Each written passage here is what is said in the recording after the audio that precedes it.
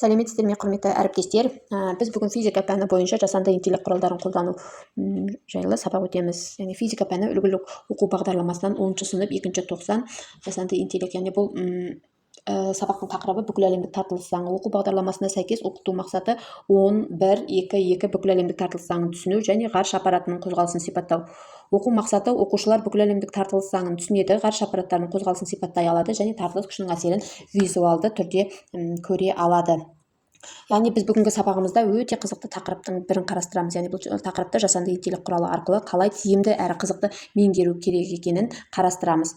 Енді біз бұл жерде ең бірінші қадам-қадаммен жұмыс жасайық. Бірінші қадам ChatGPT арқылы промпт құрастыру. Алдымен біз ChatGPT-ді ашамыз. Google-ға ChatGPT деп жазып, содан кейін оқушылар мынандай жаңағы сұрақ қояды: маған гравитациялық күштің әсерін нақты көрсететін 3D визуалды промпт жазып бер деп ChatGPT-ға өз сұрақтарын қояды.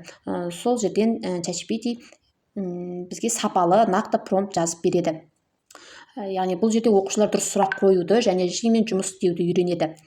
Осы бізге дайындап берген промптты копировать етіп аламыз. Енді Google-ға Gemini деп жазып, Gemini-ға жаңа дайындап берген, ChatGPT дайындап берген промптты осы жерге қоямыз. Яғни мына жерде создать изображение деген жерге біздің промптымызды ставить етіп қойып, біз сурет генерациялаймыз.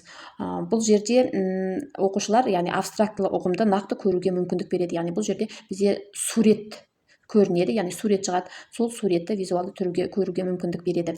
Енді осы бізде дайын болған суретті копировать етіп, яғни жаңағы көшіріп алуымызға болады.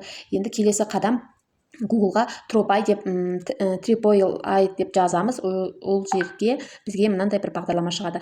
Осы жерге енді біздің жаңағы генерацияланған суретімізді осы жерге қоямыз. Яғни бұл жерден бізге 3D моделін көрсетіп береді. Бұл 3D модель арқылы, яғни біз бұны ары-бері қозғап, жақындатып, алыстатып, яғни көруімізге болады. Яғни бұл жерде 3D модельге айналады жаңағы қарапайым суретіміз.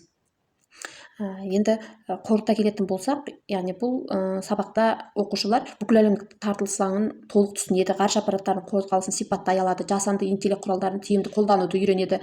Ең бастысы, яғни физика тек қана теория емес, көзбен көріп түсінетін қызықты ғылымға айналады.